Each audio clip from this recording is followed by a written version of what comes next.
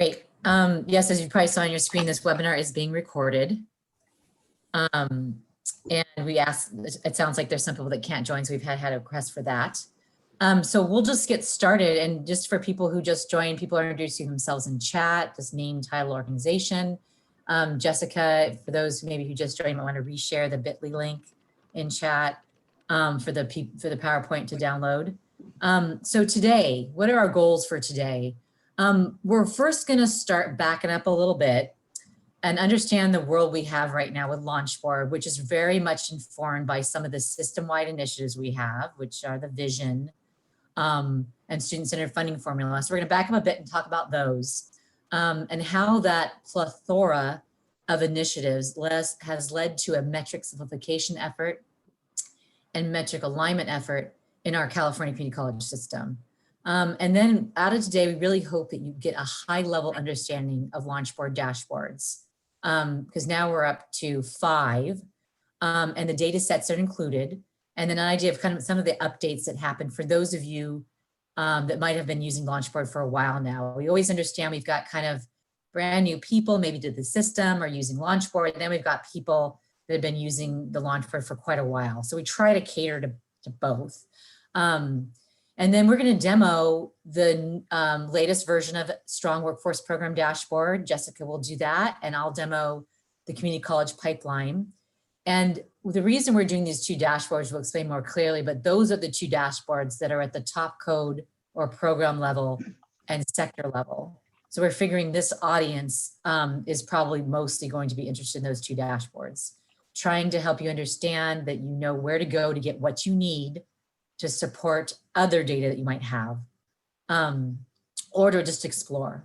And then we really hope today that you get inspired to feel comfortable using data pulled from the LaunchBoard as part of an inquiry process, we call it, for improving or understanding how you're serving your students. That's just like really important. It always has been a key. We have a reservation at Pacifica Del Mar. At West Ed.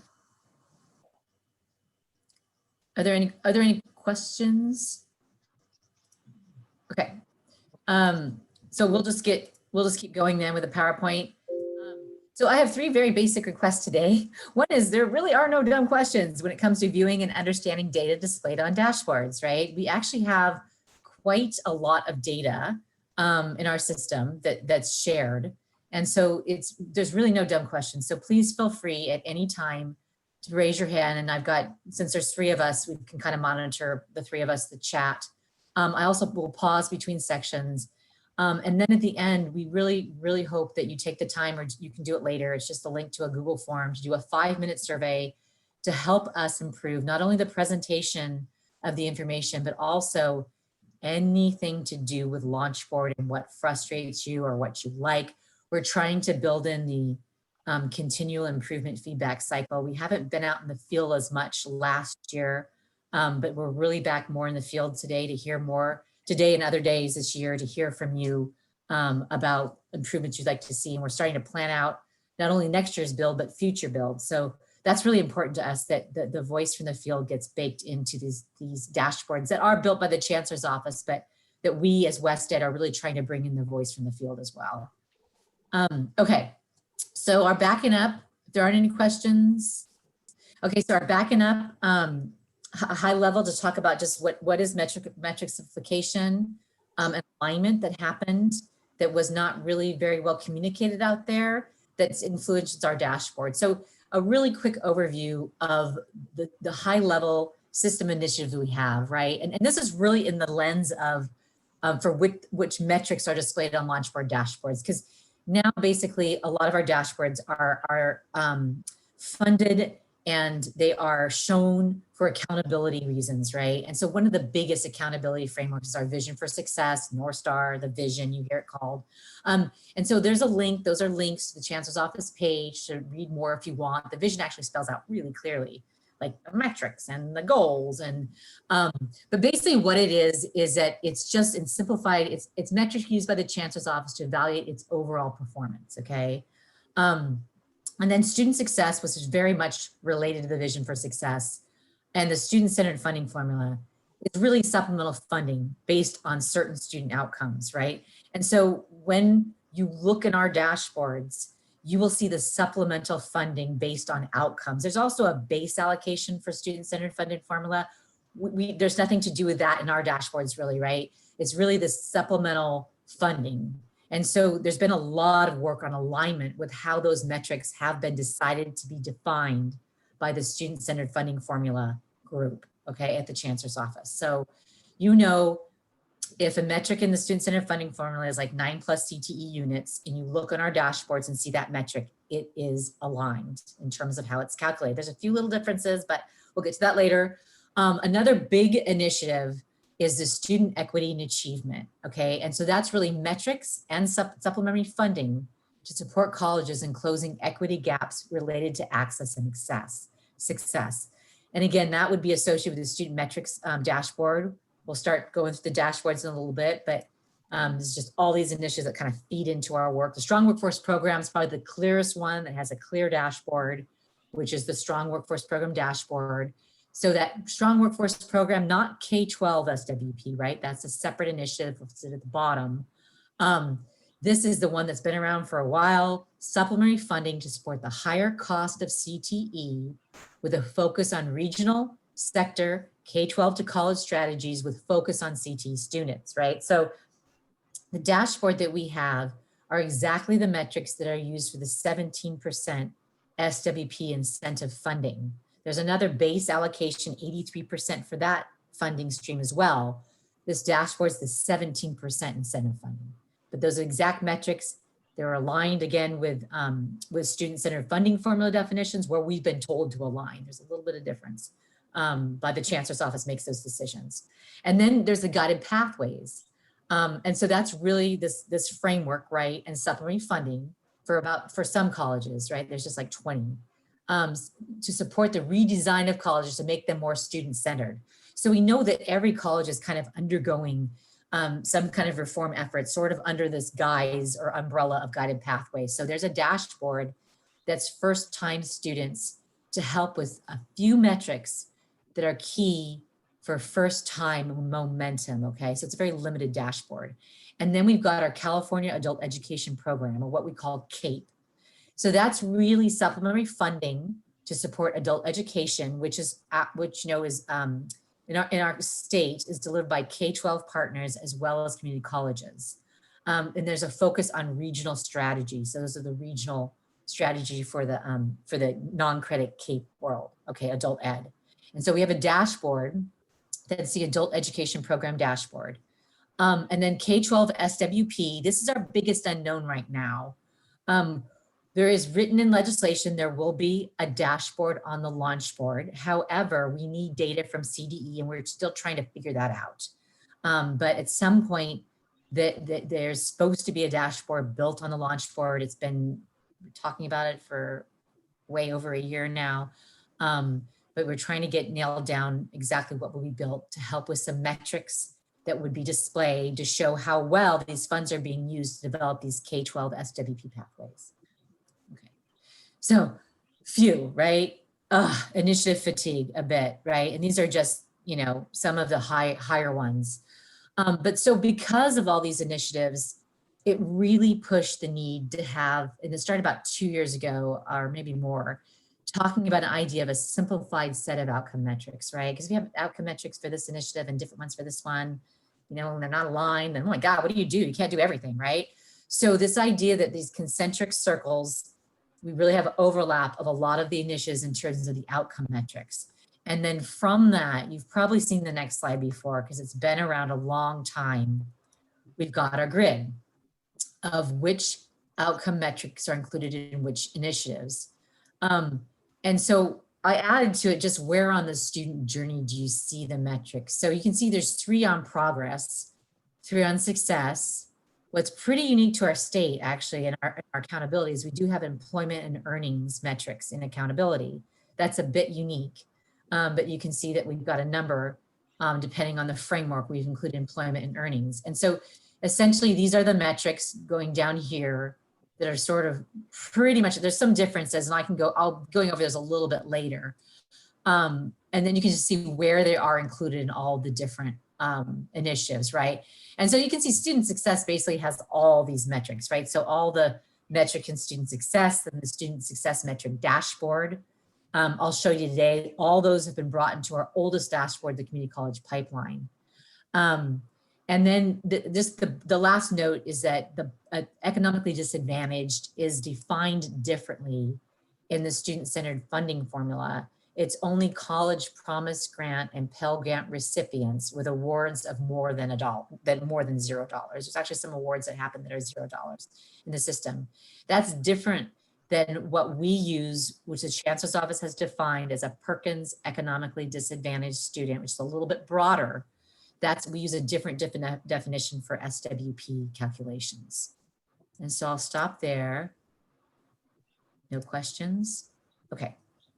Tend not to be. This is pretty hierarchical. This is kind of more of a leave behind, just trying to make sure if you forget for some reason and you care, oh, these are my vision goals. The one thing I do want to make clear though, which someone just brought up to me the other day, is they said they were at a college and they were handed this piece of paper that was this grid.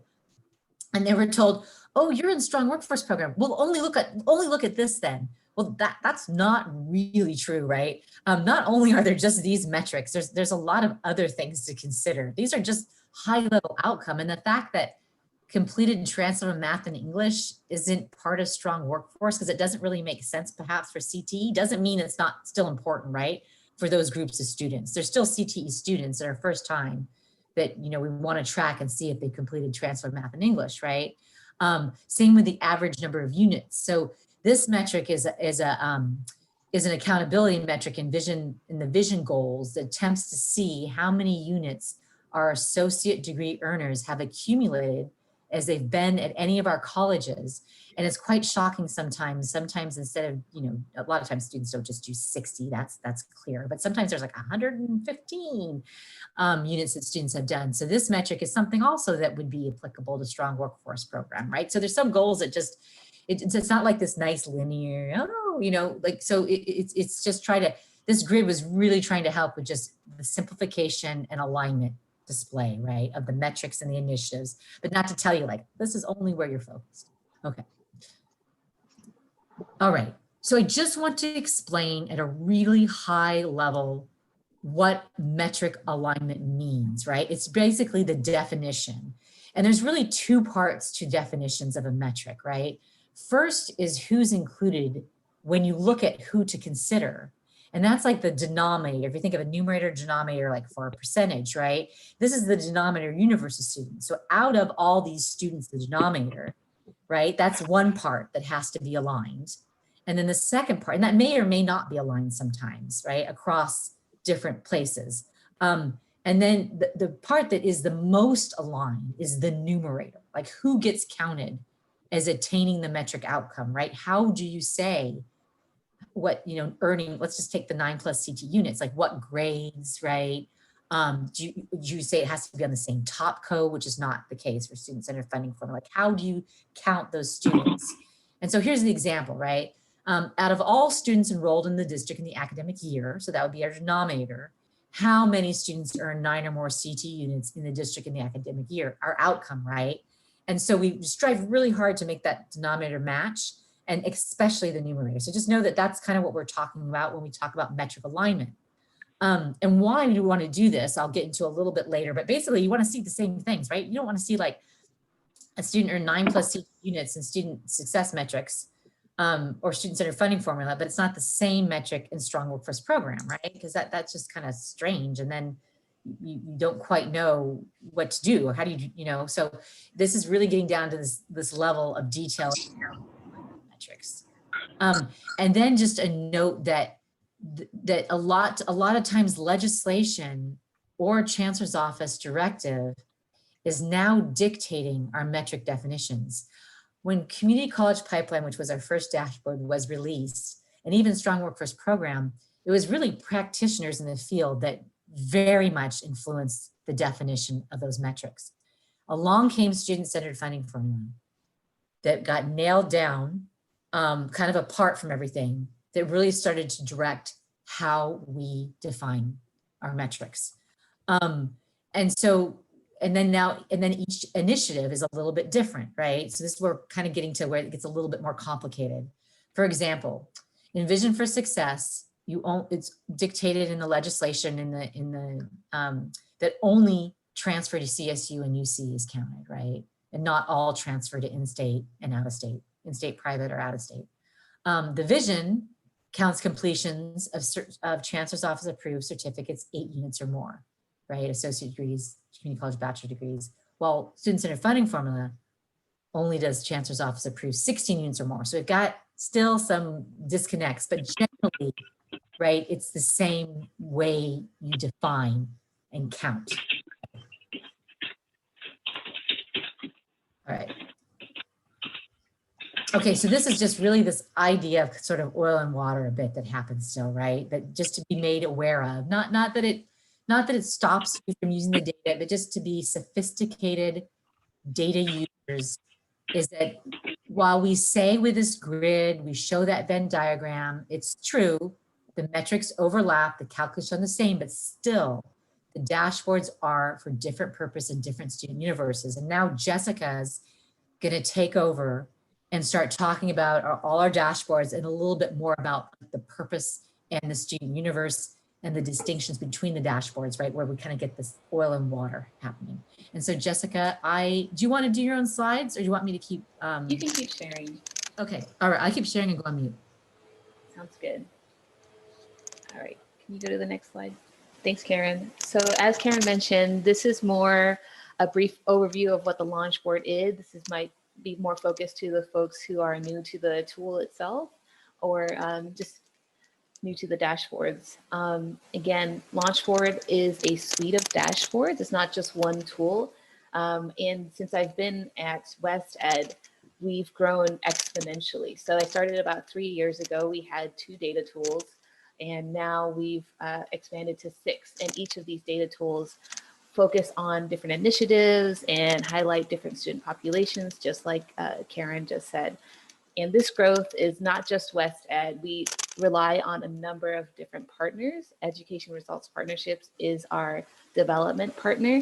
They hold the MOU with the Chancellor's Office, so they're the ones that hold the data and do our coding, while we support creation of the definitions and support with the calculations and documentation and things like that. So they're a vital partner in terms of the development of the LaunchBoard. We also work with RP Group and Centers of Excellence to really inform how our metrics come to be and make sure that they make sense in the real world. And again, the LaunchBoard is hosted by CalPass Plus, which is run by Education Results Partnership. And so it's a team effort, and again, it's grown exponentially and has morphed in a lot of different ways. And so, oops, sorry, some clicking noise. 1 second, let me reset my. Hopefully this is better. Sorry, this is the only pair of headphones I have for now. Yeah, I think that's better, Jessica. Okay, great. Yeah. So that's just a brief overview. One of the great things about the LaunchBoard now is that last year we've brought the LaunchBoard from behind the firewall so that anyone can access the data. We freed the data. So if you Google CalPass Plus LaunchBoard, you'll get a link directly to this page, and you can explore any of the dashboards on your own. That is not the case for the K-14 transitions tab, though, which is kind of on hold anyways. Just because that deals with K-12 data that's still protected by an MOU through CalPass Plus. And so another unique thing about the LaunchBoard tools is that it brings together a number of different data sources across a number of different years. So in the next slide, I'd like to go a little bit over what data sources we do use to populate all of the tools on the LaunchBoard. So it's mainly powered through the Chancellor's Office MIS system, and that's just data that the colleges report into the MIS system, and we get an annual cut from it to do a build of each of the tools annually. And so most of our metrics are based on MIS. And because we love to travel, we love to follow our students post college, we also incorporate employment and earnings data from Economic Development Department and the CTEO as outcome survey as well. We also have a number of transfer metrics. So we look at the transfer bucket, which includes looking at the CSU-UC match, as well as the National Center for Education Statistics. Guided pathways does not include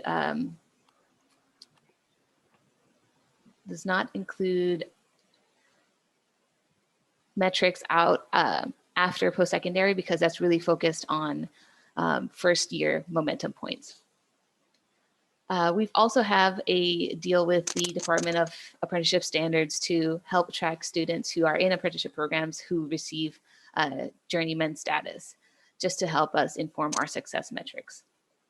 What's unique to student success and community college pipeline, as well as adult education, is that there's additional levels of data that aren't available elsewhere. So for the student success metrics, we have a metric that tracks successful application and enrollment into a college. And so we get a cut of the CCC apply data, which normally does not live within the MIS system.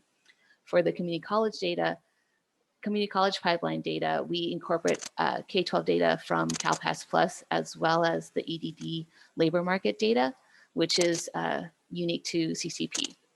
For the adult education pipeline data, that tool itself is focused on adult education students as well as non-credit. And so we bring together data from CASAS TOPS Pro, which is the software used by adult education providers to track students' progression. And we merge it with the MIS system by doing a data match. And so I'm going to pause here for quick questions about any of the data sources. Jessica, do you want to just quickly say how we do the match for some of these data sources, just so people are clear? Yeah, so Education Results Partnership does something called a derived key. So if a student has a social security number, we use their social security number to match across all of these different data sources. If they don't have a social security number, which is the case for a lot of our students, we do a derived key using their name, gender, and date of birth. And we create a unique key within our data system so that we can track them across these different data sources. I was just thinking one thing to note too is that for the blue, for the employment and earnings data, for the transfer data as well with National Center for Education Statistics, that's on social security number. So students who don't have social security numbers, we can't find them in there, right? We don't do, the Chancellor's Office actually the ones who do the match, and they're not doing the derived key there, as well as the Department of Apprenticeship Standards, that's on the social security number as well, just to get a little bit more sophisticated. Thanks. Thanks, Karen. Excuse me, could you explain what the Department of Apprenticeship is? I've never seen that before. Yeah, so California has apprenticeship programs that are run through the state that reports up to the federal government. And there's a separate department within California Labor Department that tracks apprenticeship programs. And do you know like what sorts of fields that covers? I mean, is it kind of like a mixed bag, or does it have a particular focus? It's mainly tracking if students, what the data we get is mainly tracking if students have successfully completed the program and reached journeyman status, which means that they've completed the apprenticeship program. Yeah, we know when they start and when they finish and attain. Yeah. Right. So are these like mechanically oriented or CTE kinds of things, or CTE? Mainly CTE. Okay. Yep. Thank you. Yeah, and Jessica, maybe when we're done, we can. Jessica knows more because she did a exploration with another member of our team. So Jessica, I don't know if there's any like link you can provide when you're done, maybe in the chat or something.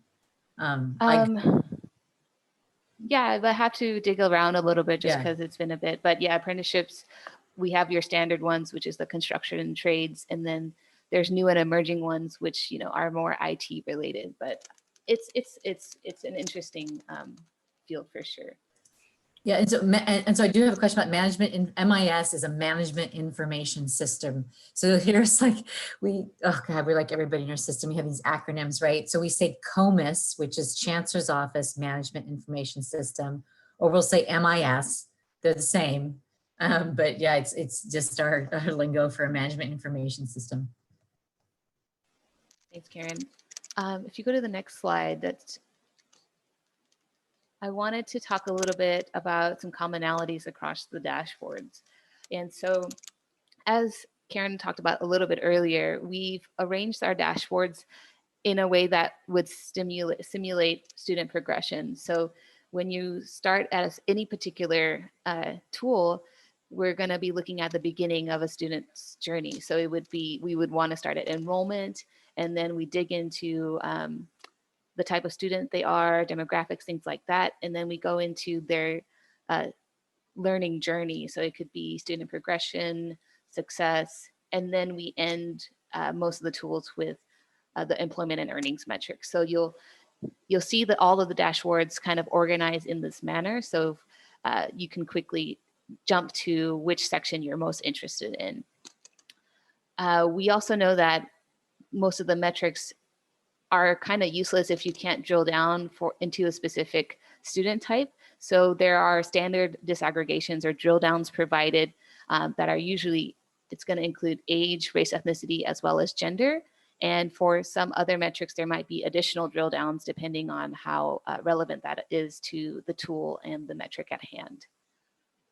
Another thing that we do is we have to comply with FERPA, which stands for Family Education Rights and Privacy Act.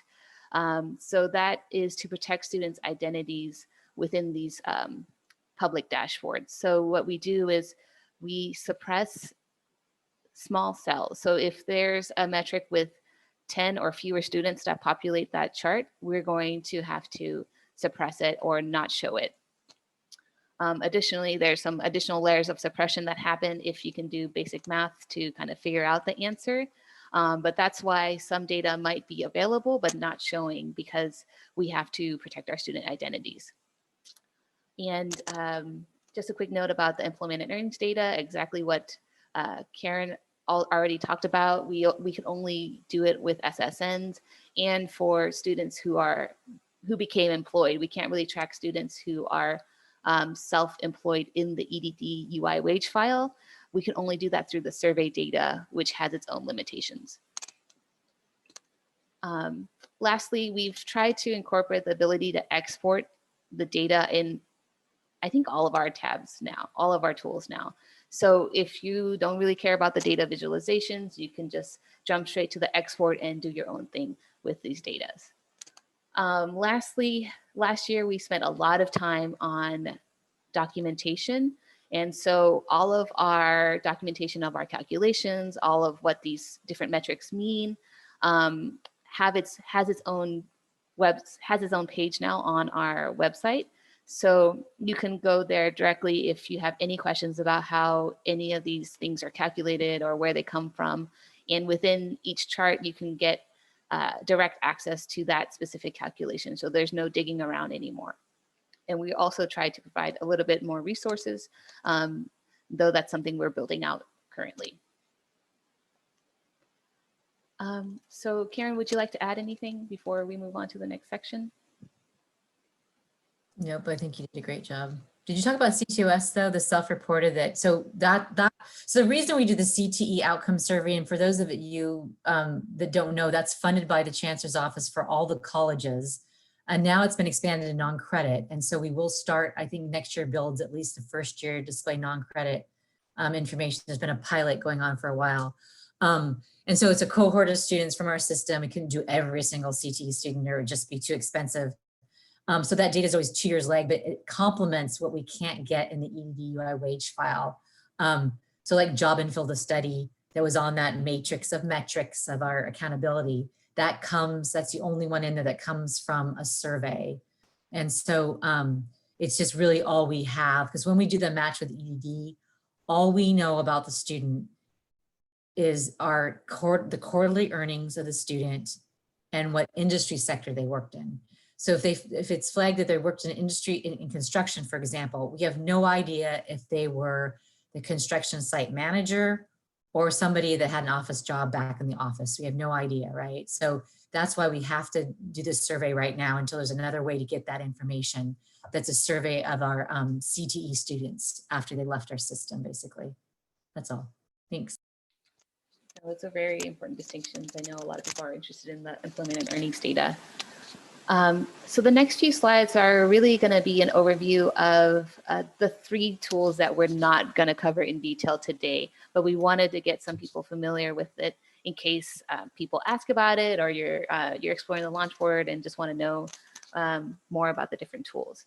So as Karen was talking about earlier, we have now a core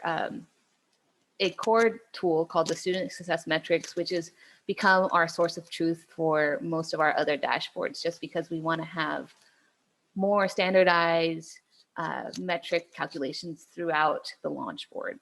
And so for the Student Success Metrics, you go there mainly to get information about metrics that align with the student-centered funding formula or the Vision for Success goals.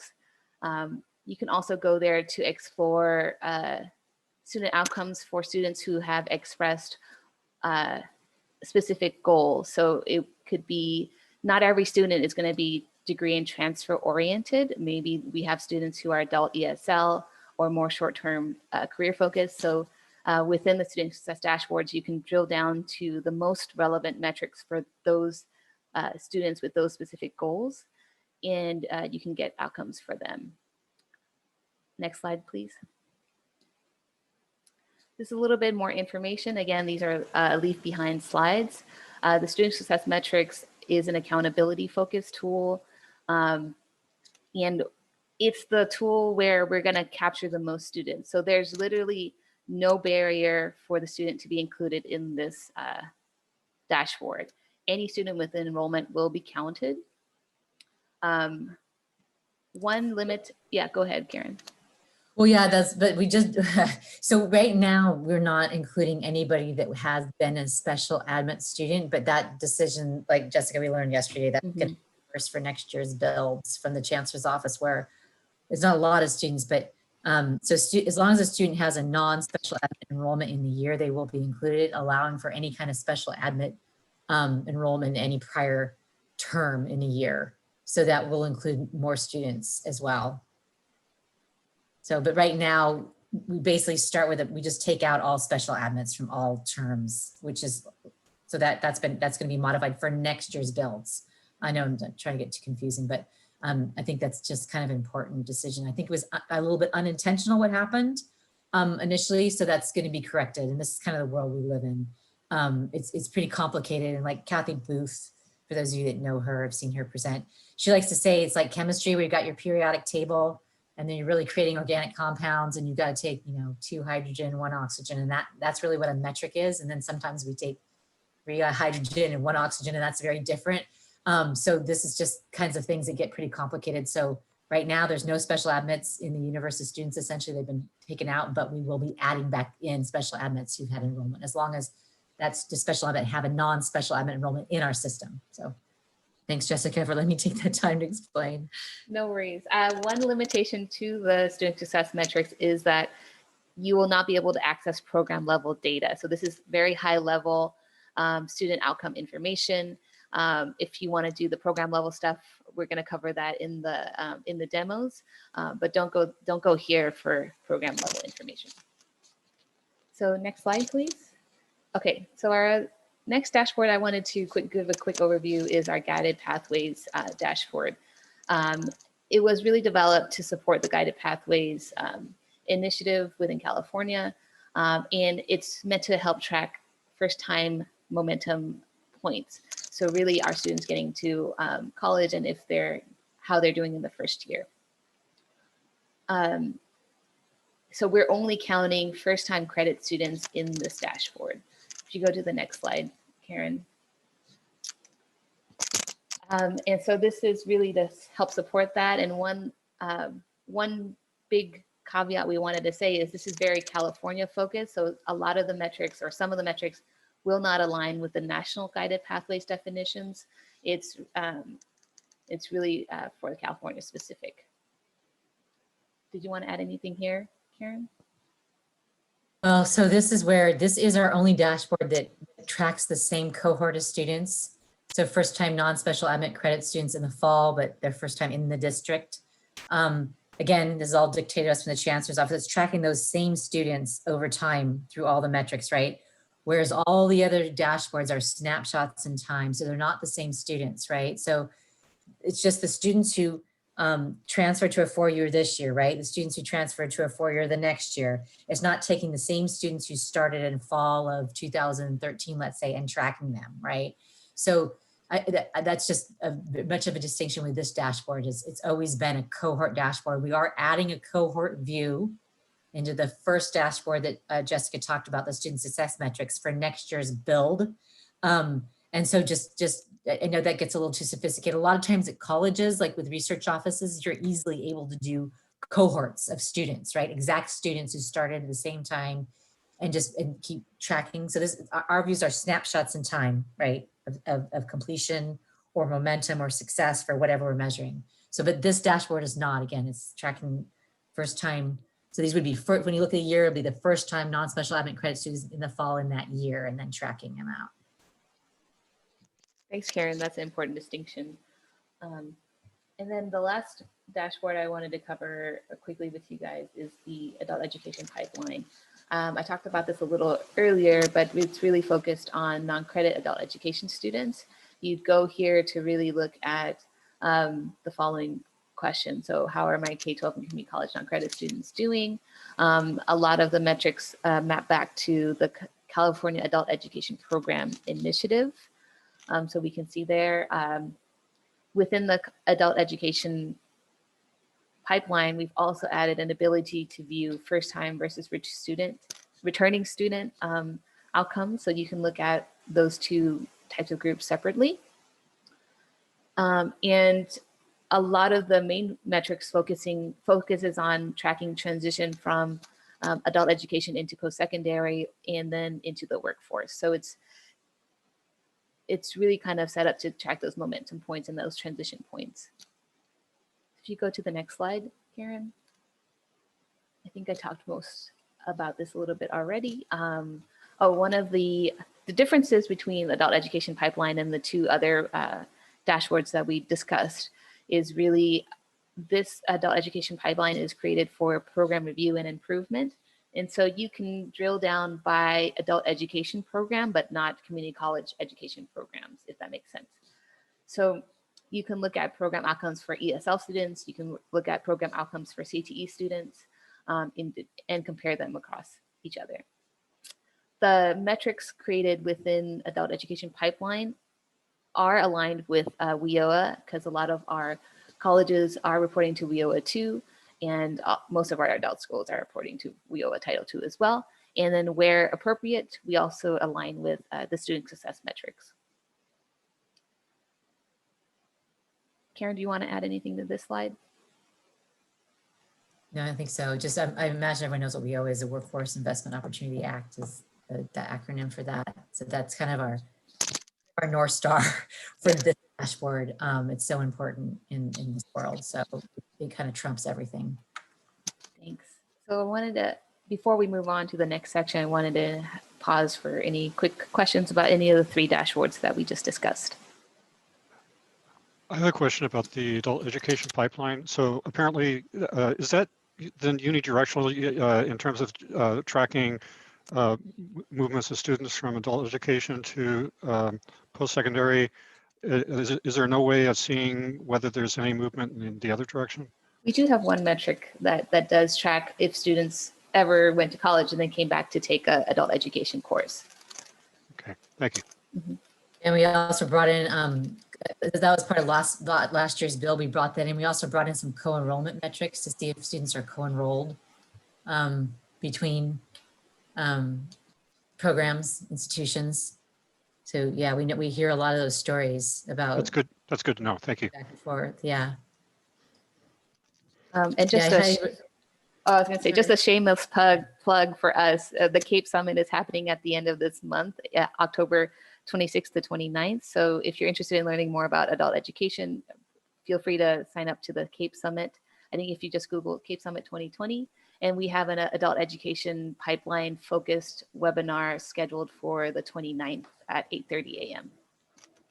Yeah, and the summit's free. And I have to say that the Cape group is really impressive. They're very, very organized and driven. And this will be, they always put on really good conferences. So I know these online conferences are really hard, but if you have time, it is free. And I think when we're done, we can put the link in chat to register. Yeah, there's a lot going on in adult ed. Yeah, so I'll let you talk about our updates for 1920, Karen, and I'll put in the link to Cape Summit. Oh, that's perfect. Thanks. That's right. I'm going to take over now. Okay, so I just want to kind of update you a little bit on just a little bit more what happened for last year's builds for those of you that are used to using the dashboards. So like I've emphasized, last year was really a year to get metrics and metric definitions to alignment. For those of you who are involved with the Strong Workforce Program, there was a huge change to the metrics that were included in the 17% SWP to align with the student-centered funding formula. So for the round that was distributed last year, there was a big change to those metrics to bring everything in alignment. There was a lot of work behind the scenes in doing that, like I've tried to allude to, but there is a really great momentum behind it. Again, like I say, if you're looking at like course success on one dashboard, you really want to know it's the same, right, as course success over here. So we've got alignment between our dashboards. There's still some things to tweak. There always will a little bit, but we've got it pretty aligned. I was pretty impressed with what we did last year in terms of alignment. There's still some misalignment. I'll talk about a little bit with some of the other Chancellor's Office resources. Another one of our priorities, like Jessica talked about, is we really tried to bring some of the functionality into alignment so that you feel kind of comfortable going between dashboards. And we added some functions that people like that export to CSV to all our dashboards. And we tried to add a detailed comparison view to our dashboards. It's still missing from a couple, but we're going to demo all this in a little bit to show you what we're talking about here. But those are some of the big overarching things we did last year. Here's was the release schedule. We first released an SWP update because it had to be updated to calculate last year's round of 17% with the new student-centered funding formula definitions, which actually changed in late summer, early fall. They changed the initial student-centered funding formula. We had to wait. Then finally, those were nailed down, and then we got that up, that dashboard with just 17-18 data. Then we were able to calculate the first round that the Chancellor's Office distributed in February of the 17%. And then in May, we were able to update the adult education pipeline with 2018-19 enrollment and completion information. It wasn't until June and July that we got student success metric updated. And part of this was we didn't get data till pretty late from the Chancellor's Office for the builds. And then the global pandemic happened, and all of the coders at our partner organization, the Educational Resource Partnership, switched from working in the office with their servers to working at home. And that just caused major disruption. So we really bled into next year with July and August releases, which was really hard for us. We really want to finish everything, God, at least by June, the end of the academic year. But so that's when SWP got updated with 18-19 data. That is the data now where the next round of 17% strong workforce has been calculated. It is in the Chancellor's Office hands. They're just organizing, preparing the memo for distribution. I heard yesterday from the WED team, or Workforce Economic Development team at the Chancellor's Office. So those funds should be distributed. The 83% for that round has already been distributed in early August. This is just the 17% that's based on those incentive outcomes that are in the Strong Workforce Dashboard that Jessica's going to show you in just a little bit. And then it wasn't until August that we got Community College Pipeline updated. That's the dashboard that I will demo, and then Guided Pathways was updated. And part of this delay in these 1, 2, 3 was really this SSM dashboard, like Jessica said, is well, it's not at the program or sector level. It's our core dashboard for definitions. And so there's just a lot of work to do to really get those definitions tweaked and aligned. So, and we had new members at the Chancellor's Office we were working with. So with last year, there's been a big turnover at the chancellor's office the last year and a half. And so now they're staffed with a visiting vice chancellor, John Hetz, who's fantastic to work with, and a research staff with Valerie Ludney Wagner. But so for a long time, the chancellor's office only had one person in research. And so it was hard to do definitional alignment and things because there just weren't folks at the chancellor's office to talk to about that. But now they have a staff that came up to speed this last year. So these next year builds should go a lot smoother, we're hoping. There won't be nearly as much work to do. Okay, I just want to make sure that it's really clear out there that the LaunchBoard are not the only resources for data. Oops, sorry, I went two slides too far. In our system. So Data Mart's always existed. It's not always, a long time existed for a long time. It's public. You can just Google it. This is a link to it. It is very, very helpful for just downloading data. It's not really like a dashboard. And there are some just counts in there. There are metrics in there. The only problem with it is you don't always know exactly what you're looking at, which is fine, but it doesn't always align with ours. And we kind of know what's behind the scenes, but they don't really have something like we have, like a metric definition dictionary to tell you exactly what you're looking at. But it is an amazing source of information. It's a little bit clunky, but it's just for dumping out data. And like not all the disaggregations are there, the ways to drill down by ethnicity all the time. But I highly, highly recommend if you don't know Data Mart, like please, like I use it like still a ton. And then the Chancellor's Office Curriculum Inventory System. This is open to everybody. It's not a login to input information for your college. It may look like you need a login, but you don't. You go to the homepage. In fact, I can probably just navigate there and show you really fast since we have a little bit extra time. And so I know this happened to me, is that it looks like you need to log into Koki right here, but you don't. You can just go right here to programs on the right-hand corner up here. I'll go in a little closer. Right here to courses. And you can just select your college if you want. You can see, you want to select a goal, top code. If not, you'll just get everything, and it is a nice download to Excel. You can do the same thing for courses. And while we have heard that there are some issues with some of the input in Koki a little bit, still, this is an amazing resource. It gives you all this kind of information about your courses. And if you have any, I'll tell you in a second where to go to understand what these codes are. Like these are Chancellor's Office MIS codes, CB04, CB09. I can't believe now I know these codes. When I first started at Wested, I had no idea what these were. But over time, I've learned. So to do that, to understand what those codes are, go back to where I was. There's the Chancellor's Office MIS Data Element Dictionary. And it's pretty easy to find if you want to know what like CB04 is, if you have the time. I understand this is time consuming. You can go to their MIS Data Element Dictionary. It had disappeared for a while because they needed to make it ADA compliant, and now it's back up. And so that's another really good resources. Again, these are all linked if you download the slide presentation for you to use to complement the LaunchBoard. Okay. So before we dive into a demo, and I do want to give you a break, I think right when I'm done with this section, we'll take a 5-minute break to go deal with your lives. But I just want to quickly talk about,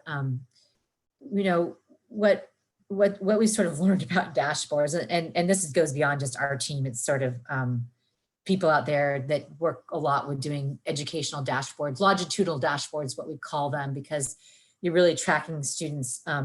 So our longitudinals can start in K-12, and then we track through our system, and then we track them out, to other post-secondary institutions, either other 2-year or 4-year, and then out into the workforce. So that's why we call it longitudinal. But they can't answer questions about why, right? They're just showing you information. So they're really kind of what Kathy Booth likes to say, they're stupid. They're kind of dumb, right? It's like, here you go. So I want to just kind of put this in context of like other data that's out there and how this is still useful data, okay, before we start diving in, right? But still, they're useful data, especially because at a college, you can't get information about other programs at other institutions. So how do you know, like, if your course success rate is like 70%? Is that good? Is that bad? You might want to look at another college's core, right? you might know that you have, colleagues that are teaching at another college, and you might want to see how their students are doing, or same with employment, right? To kind of gauge it. So that's sort of a lot of the usefulness of this data, right? They're lagging indicators, but they still provide information for you to understand where you want to focus or evaluate. Like there might not be a problem, right? Or you might support something you've heard or know. You might hear a lot of your students say, something that you want to know, is that really backed up by the data, and how does that compare my program to the whole institution that I'm at, right? Or if you're someone that works in sectors, how does that compare for my sector versus all CT programs? So it's still useful data, but it doesn't give you always the data that you need. And so let's just talk a tiny bit more about this before we take a break. And so they're really what we call lagging indicators, and they will be for some time. This is not real-time data, right? Even though colleges can submit data into the Chancellor's Office Management Information System anytime they really want to, you still have to wait for our dashboards until all 115, and there's going to be another one added soon, submit accurate student and course level data into this overarching system, right? So we end our academic year June 30th, and really we won't get a cut of the data until January. And that's really the time it takes for all these submissions. And then we have to wait a year for all the employment earnings, right? To see if a student exited, and for transfer, right? So we have to wait a year to see, did they not come back in our system? Because we wouldn't want to measure their earnings while they're still in their journey with us, right? I mean, they might like stop for a while and come back. And so if they've been gone for a year and come back, then we're going to say, okay, they're back now. It's like they've restarted their journey. Okay, let's look at them again, right? But so we have to wait a year for all those to make sure they don't come back to our system. And then for the CTO outcome survey, we have to wait an additional year to survey those students. And they do text, phone, email, and they get about a set 30% response rate, which is actually pretty good for a survey, but it does take time. So there's just this idea that's lagging, right? And then this is like, I was an economics major, and I thought at some point about being an economist, but the couple courses I took on econometrics were all about like cause and effect, right? And measuring like what causes, how can you say that this is a cause, that this had an effect, right, on the outcome. And so this is sort of the problem, right? You might be doing tons of great work in your program, but how do you know what you're doing is going to show up in an outcome on a lagging indicator dashboard, right? So my advice though is still to become data-driven, you've got to think about, that's why really, if it all comes through today to understand, if you can think through if, when, and where it might show up, to have that ready, right? Just to be able, because at the high level, this is what these metrics are used by our Chancellor's Office to report to the legislator to continue getting funding through some of these efforts. So somehow we got to think about, is it going to somehow, feed into some of these outcome metrics? Now, if you're designing a program that's short-term, not necessarily captured one of these outcome measures, oh my gosh, yes, we know right now we need a lot of short-term training. But just think about, like, if it's not going to show up, what else? Maybe you want to gather your own data, and this is not a small thing. I understand this, but you might want to, like, for example, if you're at a forestry program and you're training students to get employed in the federal government, or you're Lake Tahoe, who does all their students go to Nevada, and we do not get information for students employed in Nevada. We only have California. You might want to think about surveying or figuring out how you're going to do that, just to make sure that you can provide that story outside of LaunchBoard outcome data of what you're doing, right? In terms of making an effect, because you can tell the story of what you're doing, but it's getting more and more, you got to show the impact and the number that, right? That I hear this all the time from the new people that are the new people at the Chancellor's Office. We do a lot of like small interventions, right? That pilot programs, but just that idea, like, how could you figure out if it's not going to kind of feed into out? I mean, some clearly will. If you've got a program that's clearly directed towards, completion of associate degree, then we count that associate degree, right? And then if you got a program clearly directed towards transfer, we count that transfer. There's a lot of other things that happen, right? Interventions that are done. So I just encourage you to think through that when you're planning your interventions. Okay, And just a couple more slides. So just really quickly, I think when I saw this first slide, I remember especially it was like this kind of epiphany. So evidence is critical to inquiry, right? But not all data are the same. And my background before I came, I'm old. Before I came to even work with educational data was really in finance. And I would never have called interesting data. For me, data was numbers. It was like, but there's a lot of interesting data out there, right? So you've got surveys, your student stories that alerts you to an issue, right? You might even do this something. There was a one-shot deal report that provided the student perspective on assessments, where many things were learned that kind of fed into some of the consideration that went to the AB 705 legislation.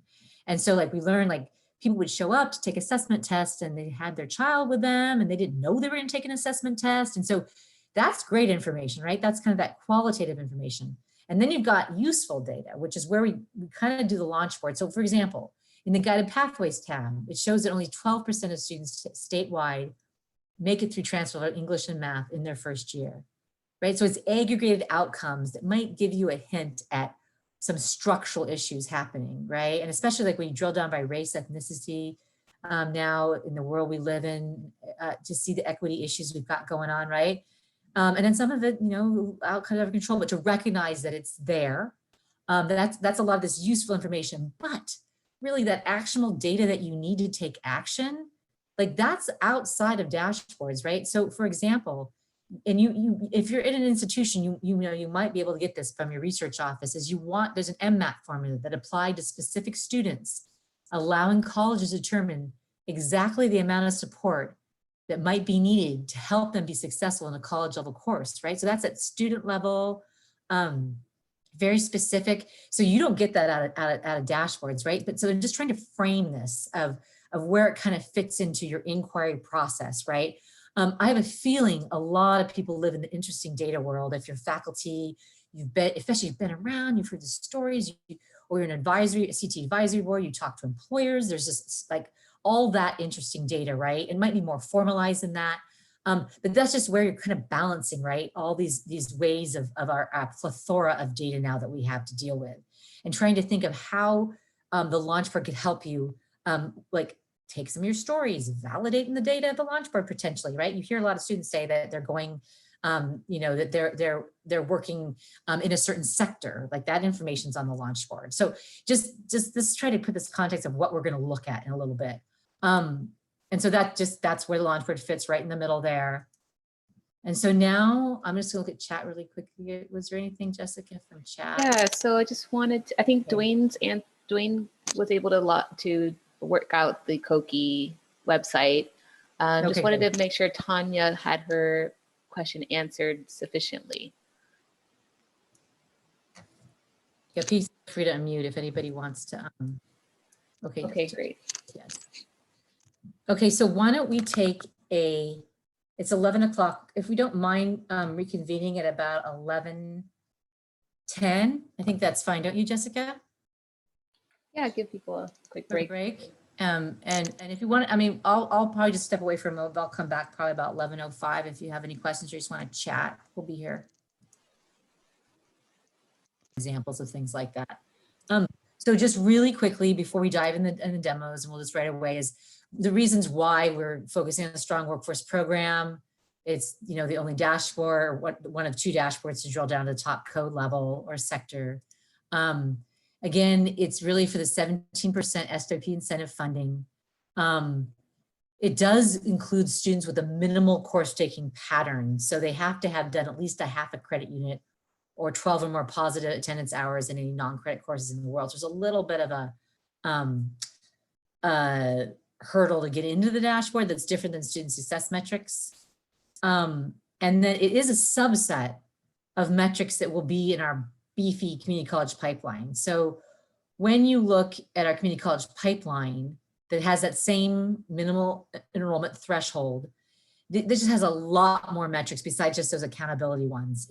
So you'll find the accountability ones buried into sections where you've got a lot of other metrics about retention, persistence of students, survey data, so that you're just not looking at just solely accountability metrics. I find myself when I'm just there, it's like you want to know more. And then, so community college pipeline is really a place to go for that. So I'm going to turn it over to Jessica now to demo the community college pipeline.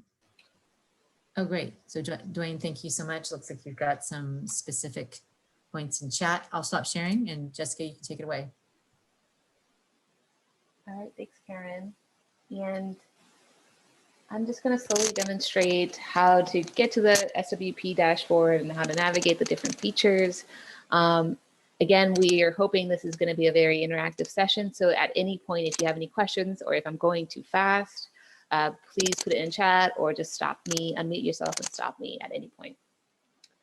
So the Strong Workforce Program and the LaunchBoard, again, is now available to the public. So I can quickly Google CalPAS LaunchBoard and be taken to the home page. And again, you'll see all of our tools here. So you can access anything from the home page, but we're going to go to the Strong Workforce Program. And it'll take a second to load. And so the Strong Workforce Program is organized into one single page, so you can quickly access all the metrics in one page. I'm going to go over what the buttons here are on top first. So if you find yourself on the Strong Workforce page and you're like, oh wait, no, I'd rather be somewhere else, you can click this menu button and go to any of our other dashboards or back to the home page. And you can also access our resources here as well. And if you're interested in just getting our definition dictionary, you can click this button right here. And this takes you to a separate page that lists out all of our metrics, the calculations, the data delimitations, and all of the background documentation that you would want that goes with a data dashboard tool. Okay, and then now I'm going to talk a little bit about the filter options here. And again, the Strong Workforce Program, you can look at it by the program or sector level. The default setting is all CTE programs, and that's because this is going to be a very CTE focused tool. We only have CTE programs loaded here. From here, you can search for the sector or by top code. We have a top 4 level as well as a top 6 level all the way down. And if scrolling is really annoying, you can just type in whatever you're searching for. So for example, if I want to search for accounting, I can start typing and it'll pop up right here, accounting. You can look again at the top 4 level or the top 6 level. And if, for those of you who are not familiar with top codes, this is the California Community College system for tagging programs and courses into disciplines, I guess. I'm going to keep it at all CTE programs for now. And again, I wanted to reiterate the connection between Strong Workforce and Community College Pipeline. If you select all CTE programs here, this will correspond directly to the values you'll see for all CTE within the Community College Pipeline tool as well. So they should reflect the same values. Here is what we call the locale selection. We can look at statewide or by region, by district and by college. And these drop-down menus work exactly like how the program and sector drop-down menus work. You can search macro regions by scrolling down, or you can do a search here for San Diego Imperial College. And again, that would work exactly the same way for micro region. Okay, and then here is the academic year that we can examine. Right now we have from 2011-2012 to 2018-2019. You can look at it right now it's set to a single year, but the default view for the drill downs is a timeline view, so you'll see the trends down here. The drill down filter menu provides you with how you can break down each of the metrics. I'm gonna keep us at the time trend view for a second. So if we want to focus on the microregion San Diego Imperial, you would have to click view here to reload the page with the data that you want to examine. Okay, so now that we want the data that we want to look at, if you are not a charts person, you want to make your own charts, you can export the data to CSV by clicking this button. And this will just download an Excel file that you can, that populates with all year's data and all drill downs available for the filter selections that you made. So if you selected a program in a specific locale, it'll download all of the information for you here, and I'll open it just so you can see what it looks like. But I won't spend too much time on here, but you can see this is what the location that we're looking at. This is the program that we're looking at. This is the metric title, and then you'll see here subgroups and disaggregations. You can also note if the data is missing or has been suppressed because of FERPA. Okay, so let me go back to the dashboard. All right, so now that we're looking at the charts, I'm going to walk through what's in a chart. How can I read this? So for every metric, we'll start with a metric title and then a brief description of what the metric is trying to capture. I'll be the first to admit that these descriptions are not super user-friendly, but they've been designed to really best capture exactly what we are capturing within the calculations. Within each chart, you can hover over and you can get the values. And underneath each chart, you can see the data source. So where does this information come from? As well as a technical definition. So if you're looking at these data and you're really confused, how did they come up with this? What does this data even mean? You can click this and it'll take you back to the metric definition page, but it will take you right to that exact metric that you're looking at. So again, you'll see that the name of the metric you're looking at, the same definition that we just read together, the data source, which data elements are part of this calculation, and not the code per se, but the pseudocode is what we're calling it, of how we've actually calculated that data from the MIS system. Okay, so that's how you can read one chart and really try to get as much information about it as you can.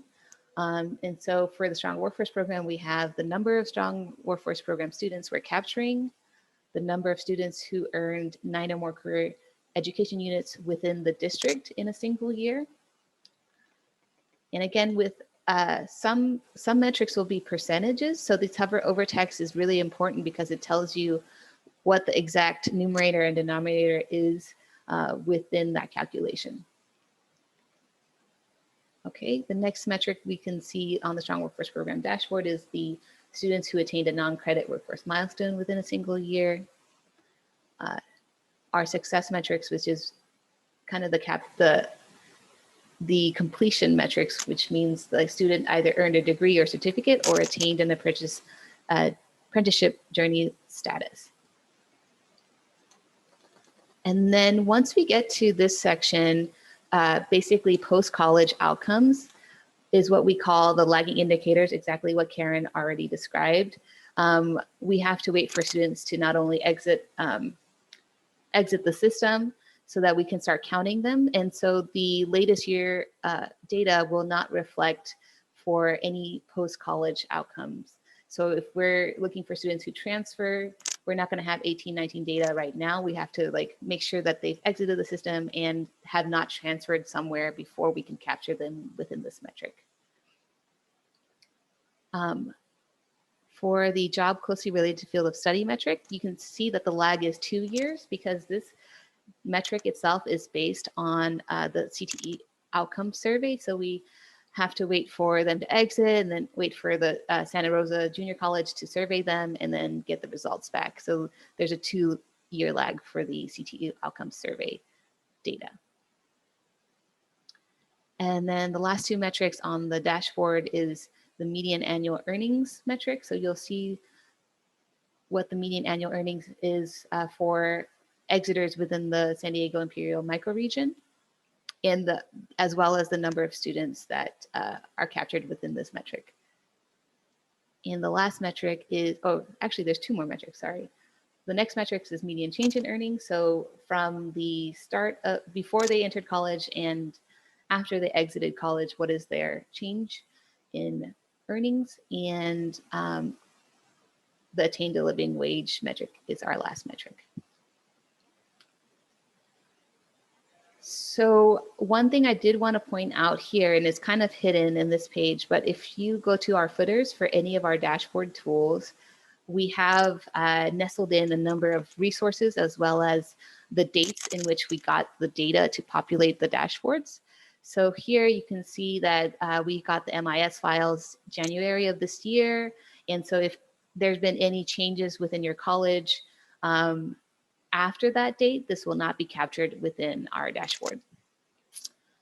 So some supporting resources here is something very useful is what changed. So we have Karen's provided great documentation on exactly what changed in the definitions between this year's build and last year's build. And it can take you quickly to our FAQs as well as some other resources there. And for those of you working on the Strong Workforce Program for many years, as we still have a record of our classic version. So the data and the look and feel of the Strong Workforce dashboard before this upgrade. You can access it by clicking this link. Again, you don't need a login or anything. You just kind of can go and look at your historical information so that you can compare the different data sources. Okay. So now let's look at our drill downs in a little bit more detail. Again, we have our drill downs here. We have our standard drill downs, which are age, gender, race, ethnicity. So if we click gender here, it'll take a second to load. And now all of the metrics will show the gender breakdown for the academic year that you selected. So you'll see the number of students, the number of females, the number of males, and then we have some mass values here.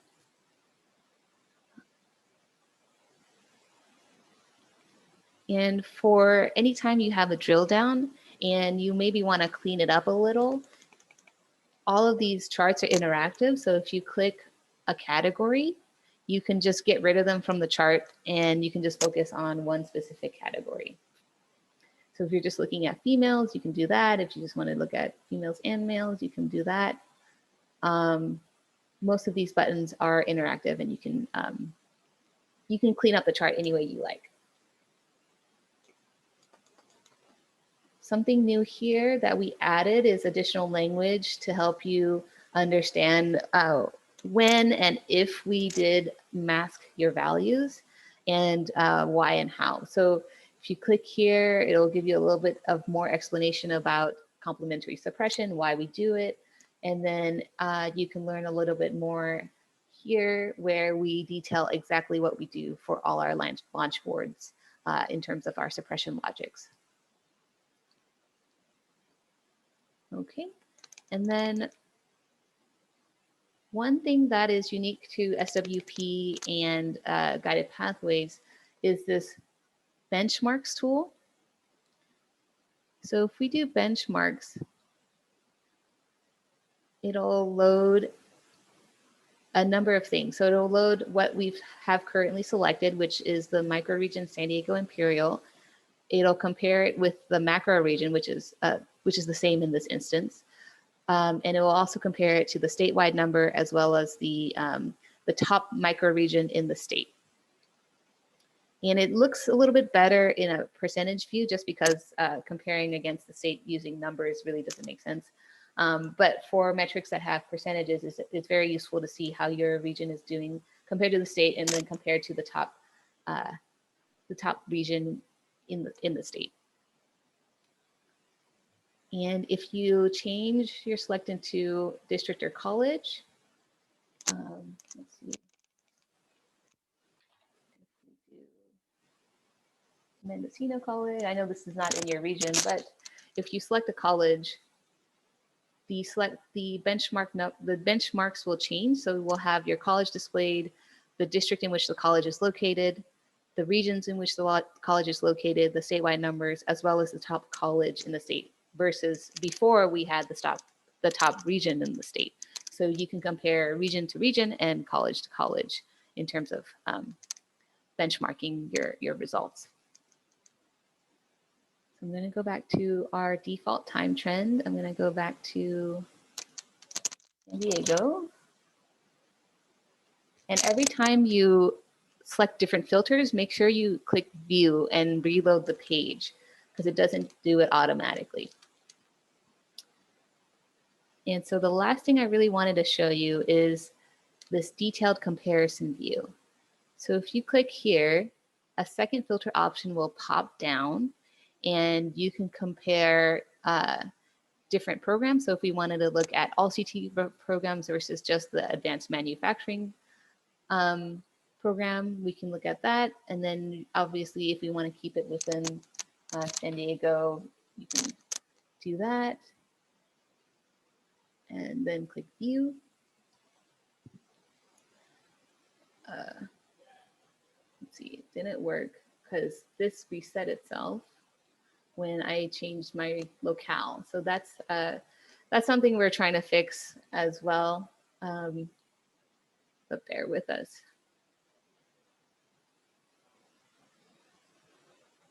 Okay, and so it's kind of difficult to compare all CTE with just one sector, but let's look at that percentage view. You'll see here both selections will show up. So the all CTE will be in blue, the advanced manufacturing will be in orange, or in yellow, I guess. Sorry, I'm having trouble with that, with colors today. And if you hover over it, you'll see the numbers for each selection. And if you select a drill down, so if you wanted to look at gender specifically, again, we can compare the subgroups between the different programs. And so again, it's always easier to look at percentages. So we'll just jump to this. So you can see, again, blue is all CTE, yellow is advanced manufacturing, how many females earned 9 or more credits in the district. And you can compare the two values. Well, that female percentage is so much higher for advanced manufacturing. That's so interesting. That is very interesting. Yeah. But it doesn't tell you why. It doesn't tell you why, no. Okay. So that's all I had for the SWP demo.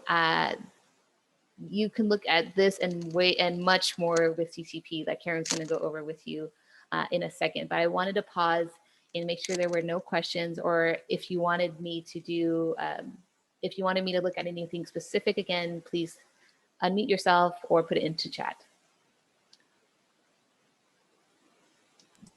I'm going to put a question in the chat about some functionality that we lost. Basically, we've just heard a lot of interest for people used to be able to export charts into a PDF. I take screenshots a lot and then like bring them into a Paint or something and then incorporate. But if anybody wants to chime in, if you think that'd be very useful if you remember that functionality. So in any of these charts, it would say export to PDF. I'm just trying to gauge how people, because people's interactions now, we're seeing what people want is they want to export the data, or they want to just select certain charts to put into their PowerPoint. So we used to have where you would just have a little button here would say print to PDF and print this exact chart. So I just want to know if people think that would still be interesting for their work, if you're like, don't care. Monica says she would like it. Looks like Walter has them. Yeah, okay. Great. Yeah, I know. So we'll think about, especially for SWP, Windows have a print to PDF. Yeah, true. Yeah, they do. They do, but then the problem is that you don't necessarily get the chart, right? Just the chart. So, but then also I like to manipulate my charts separately too. So I'm kind of picky. I don't always like how it's displayed, but sometimes this is something quick you could do, right? Like you quickly want to incorporate it into a PowerPoint is a lot of times what I want to do. Okay. If no one has any questions, why don't we go to CCP then, Jessica? Or were there questions? Any questions? No, I think we can rock and roll with Community College Pipeline. Okay, Can- so I'm going to share my screen and we'll go to what was on Community College Pipeline. Jessica showed you how you can just, Google LaunchBoard to get there. I'm here. She was here on Strong Workforce. I'm here on Community College Pipeline. Again, this is our oldest. Jessica did such a good job showing the navigation that I'm really only going to talk about things that are unique to this dashboard. And then we'll get looking at some of the metrics and some of the ways that you navigate a little bit that are a little bit different here. Like Jessica described, we've got our link to the dictionary. She took it to the web version. There's also a download to Word that's a lot easier to use. These two selections are swapped between SWP and CCP, but basically this is the same functionality as SWP with locale is what we call it, and program sector. Now you can see in CCP though, we don't just have all CTE, we have all programs and all non-CTE programs, and then we have the sectors, top codes, top 4, but of course now they include the non-CTE top codes. And so that is sometimes interesting if you're somebody that works at a college level to see your CTE versus non-CTE, if you're justifying something about the differences in those types of programs. That's a nice comparison to do with the same kind of detailed comparison that Jessica showed you. I'll show you where you do that. You wouldn't do that here on this landing page. When we land on Community College Pipeline, we kind of something that we call the home page. That's one level for viewing the data that has one metric from each of the student parts on the student journey. So offering students milestones or progress, success, employment, earnings. So that's different from those accountability dashboards that really are just on one page. We've got a home page we come to here. I'm gonna go back 1 year so that these populate. And you can see just really quickly, like if we wanted to look at, your region, quickly just to get like one metric out of each student journey. You see you're serving 215,000 students and that's deduplicated. You've got 65% economically disadvantaged. So this is this Perkins, not Perkins 5 definition, but a Perkins definition from the Chancellor's Office. Retention, fall to spring at any college. You've got some success. You can actually hover over here too to see you got a lot of completers, transfers, skill builders with earning gains. 55% employed, 44% of students earning a living wage, right? So it's just real high level. So that's kind of unique to Community College Pipeline. The other unique thing is you have an extra drill down here to look at credit status. So you can look at all students who either took credit or non-credit courses. So that's all students, or you can just filter for credit students. So it doesn't, they didn't just take credit, but they took credit too, or non-credit students, right? It was really kind of strange results to filter for just non-credit only and credit only. But we find that the field would find that more useful. We can change that. And just know that when you select credit or non-credit, you're going to see some metrics go away, right? Because some metrics aren't applicable to credit, while some metrics are not applicable to non-credit students. And so the other feature that's different for this dashboard is that there is a full export function. And that's the Chancellor's Office, for some strange reason beyond me, still wants this to be for researchers, which means that you have to email. If you go here to the tile, it'll tell you that basically will go to me and you can ask me to be put on the list. And this way, for your region or college or district, you could export all top 4 or all top 6. This might be interesting for somebody who's working up, as a CTE dean or something, to get all your top codes. And then you can decide if you want it for all students or credit or non-credit. You will get all disaggregations. And then you will get only 1 year of data at a time, just because the data file would be so big. I tried to see if they could do like 3 years, but they can still only doing 1 year at a time. So if you want to get all your data, you have to export each year. But that's just a really nice function. Again, feel free to email here and we can add your name to the list of people who can export, but it's supposed to be researchers, technical assistance providers. But if you justify a reason of how you would use the data, you can definitely be added to the list. Okay, go back to the home page where I was here. And so now the second level of data is something that's not available in other dashboards. I'm just gonna go into the earnings tile. And this level is called the summary. And the way I know I'm here is it says summary right here. This would be the home tile we just were at, right? I navigated with I went into that tile of view earnings. I decided that's what I'm interested in. And we know, again, we're at the summary level. It takes a couple metrics with a few infographics and just gives you a little bit more information. So, you know, before we just saw living wage, now we see, you know, the percentage change of earnings. We actually show an equity, kind of an equity gap for earnings, which just shows you for different gender drill down what the different earnings are. You can do by race, ethnicity as well. To quickly kind of see for the latest year available, some of the differences, right? At a very, very high level. I don't spend too much time on this, this summary view. Where most people will spend their time is in the detailed data. And if you'll notice then, now this is starting to look a bit more familiar with this chart that's similar to the time trend with the drill down in the chart versus up there in the ribbon that we had before with SWP, because that's like just one page, right? Now we know we're in detailed data. We know we're in earnings. We're no longer on summary, but I can toggle back and forth here.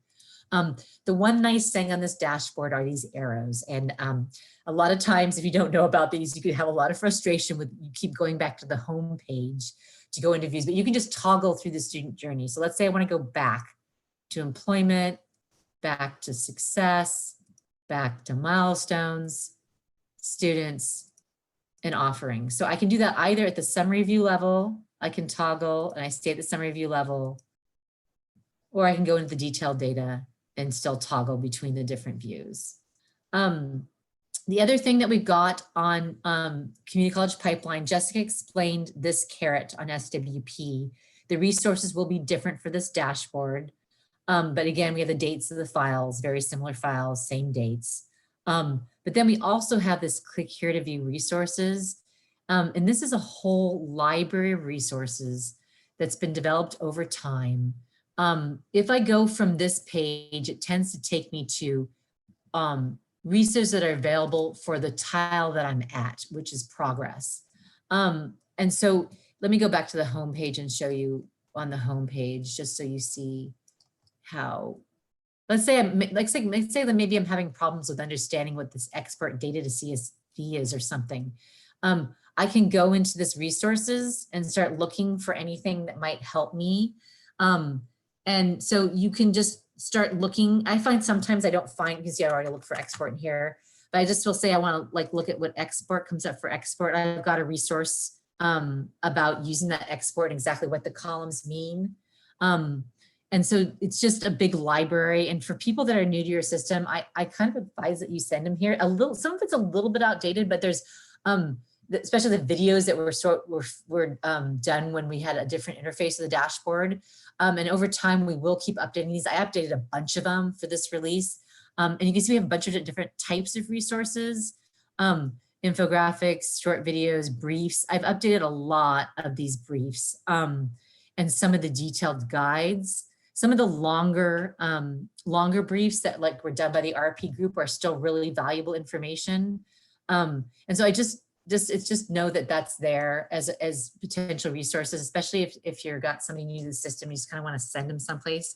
There's all kinds of things about program review. It's not always all about the dashboard. It's a little bit more expansive than that, I would say. And we're going to really focus on that, on that information. So let me go back into my detailed data view, because I just want to make sure this is also unique to CCP, is the way you navigate in the detailed data view where I am is with these carrots. And so right now courses is expanded. You can see I've got course retention, course success as options under that carrot. I give it another carrot and I have a whole nother list of metrics here. And so here's where you see we've got the one metric that's in student-centered funding formula. But we also have it broken down for just transfer math, just transfer English. We got a skills gain metric, different metrics in credit momentum.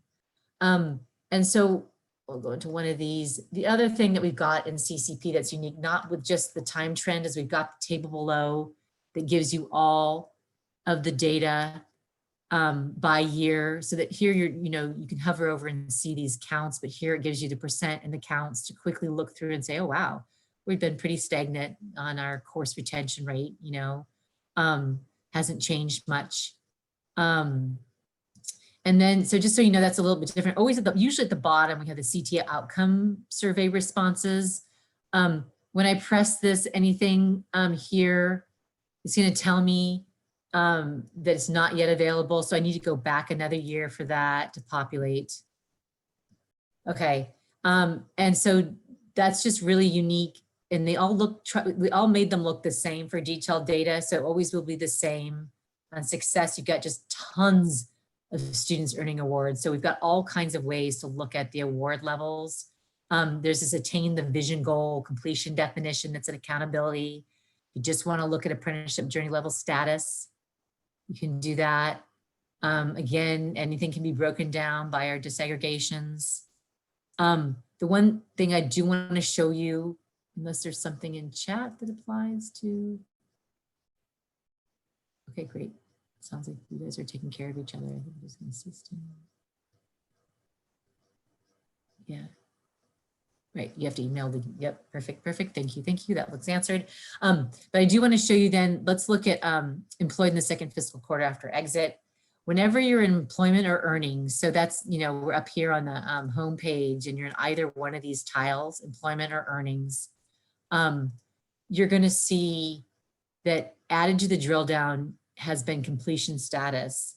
We feel that it's pretty important to understand how your different students are doing out there in the workforce.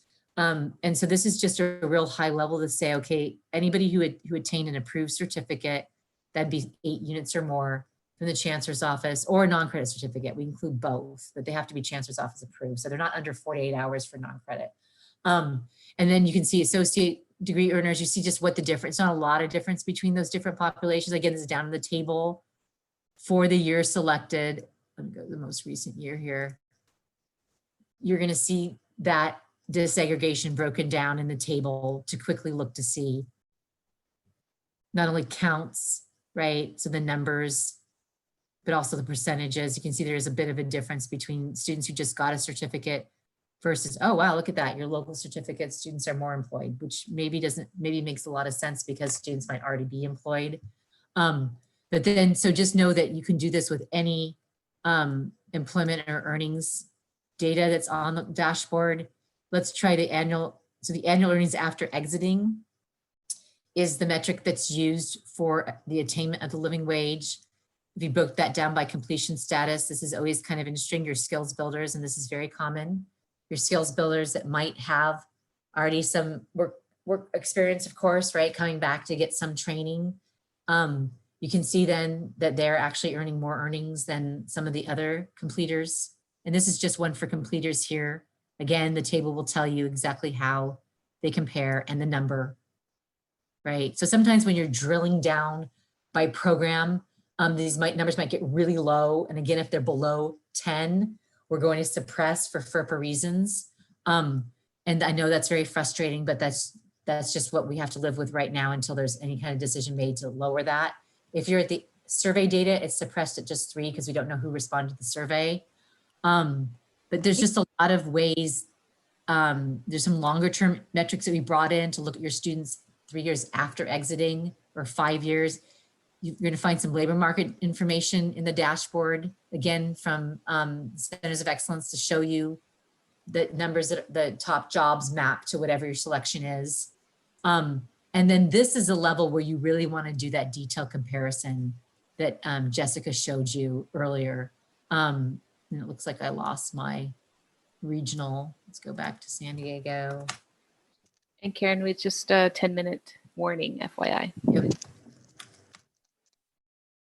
And let's say that maybe you do want to look at like your all CT versus all non-CT. Just let's look at that and see and make sure. What I highly advise is that you do the same years comparisons here. You don't try to compare years. That just doesn't work very well for this. It's really about these 2 boxes, and essentially you can select anything in these 2 boxes. So if you did want to see how this looks and I'm not sure why this isn't up here. That's because, let me go down we can't do that. You can't do that with labor market data. Let's go back to earnings.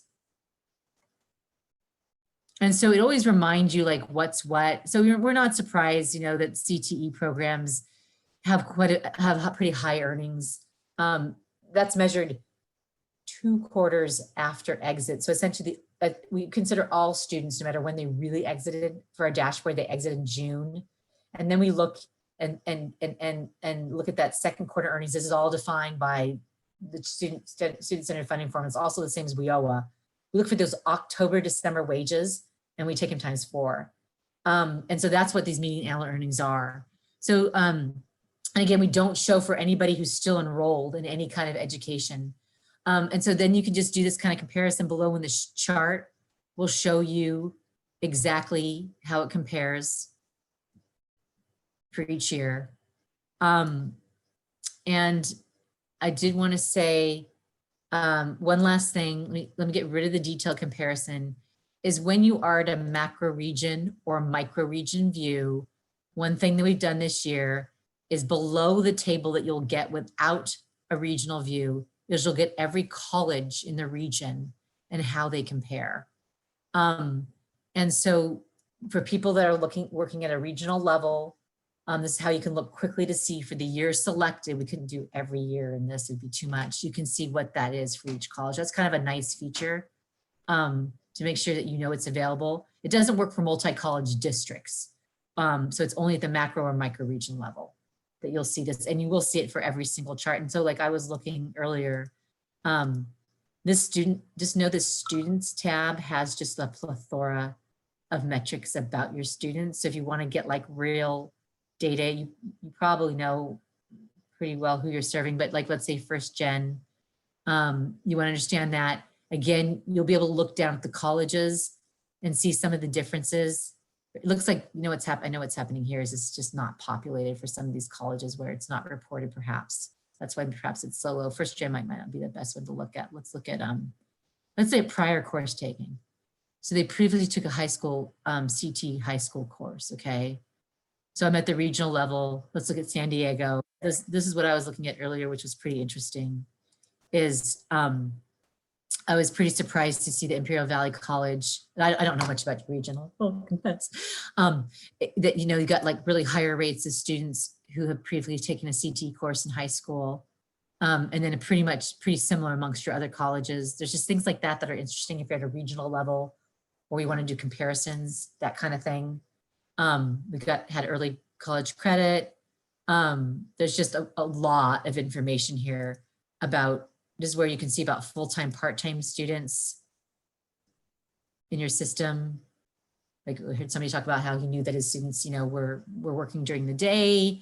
Probably a lot of your students are part-time. That's what we find. If you want to know about first time, how many students first time, again, you can look at specific programs to see, compare to see how you're doing versus the college you're at.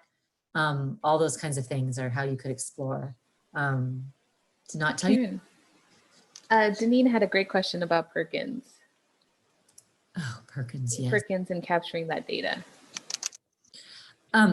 Yeah, so the problem that I'm starting to understand with the Perkins is if there's no plan right now, is that there's just got to be some, there has to be some decisions by the chancellor's office of how, I know that you have Perkins reporting to do, right?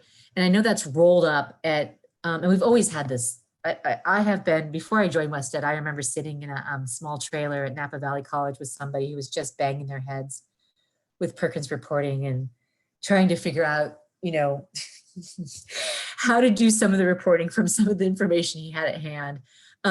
So I hear loud and clear. I just think there has to be some work done at the chancellor's office to decide. Yes, especially the changes in Perkins 5, absolutely. So there has to be some decisions at the chancellor's office. And this is kind of what tends to happen in our work is like we push for our current Perkins economic disadvantage definition because it always seems like we're the ones that have to get it figured out because we have to display it and we have to describe it and we have our long dictionary. So we will bring back this. We were hearing it more and more now to the chancellor's office. That this need to have something to do your Perkins 5 reporting. And what it could be is like an extract of our data if it did align to what you need for reporting. That would probably be the route they'd like to do. And we're talking more and more about that. We just got pinged the other day to do some of your accreditation reporting There's some things that are in our dashboards that could easily just be pulled out and easily given to you to do accreditation. So you have to go and look and pick. And so I think that will be definitely a path for taking our dashboards. Already for student equity achievement, that's already being built in next year, the cohort view to do student and equity achievement reporting that's needed. So we will absolutely take back this, and we actually talked with Chancellor's office. We will put this on our list because I'm hearing it more and more. And I know how painful. All right, Karen, you want to start wrapping up? Yeah, thanks, Jessica. So let's just go back to the slide deck.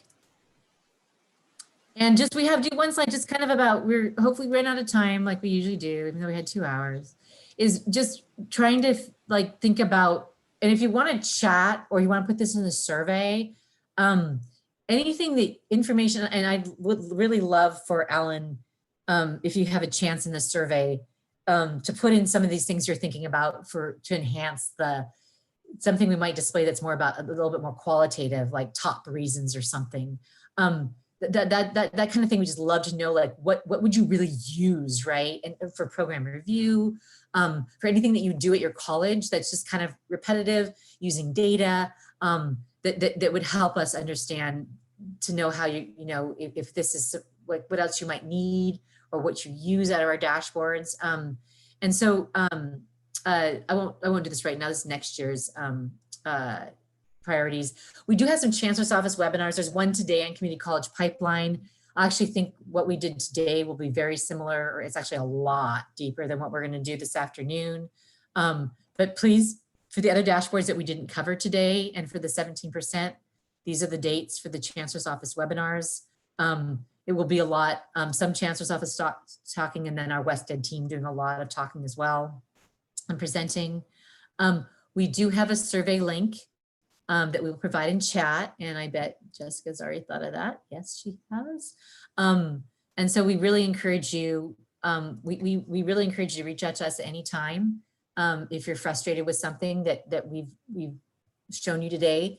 And we just really hope that this was helpful for your work, and wish you the best of luck out there too. We know it's challenging times right now. And it's almost become more challenging with the amounts of data we've got. So we just hope that we've helped you navigate and understand where you can go to find what you need, and how to use it. And Jessica, is there anything else you want to wrap up with that I forgot to say? No, thank you everyone for joining us today. I know it's a lot of information to cover in a short amount of time, even though we had 2 hours together. It's just, this online format is new to all of us. And we're always available via email if there's any specific questions that you think about later. And that forum is going to be open all the time. So it's not just for this session. So anytime you have some LaunchBoard feedback and you're like, you know what, this could be improved in XYZ way, feel free to just hop on back on that forum or email us directly, because we are always looking for feedback on how to improve and how to make these dashboards more useful for you guys. Yeah, and we weren't out in the field as much as we liked it last year. We just kind of were not allowed to be, I guess I would say, or encouraged to be, or and so we kind of missing this feedback loop of making sure, you know, we hear from the field and bringing that back to the Chancellor's Office as much as possible. We feel like that's really one of West Ed's missions in this work, because we are kind of the intermediaries between the field, the Chancellor's Office, and then the coders that code the metrics. So we really try to play that role to help bring in, to make sure we could try to meet your needs. So thank you so much. And I think Jessica, you can stop the recording, and it is a couple minutes after. So thank you so much, everybody.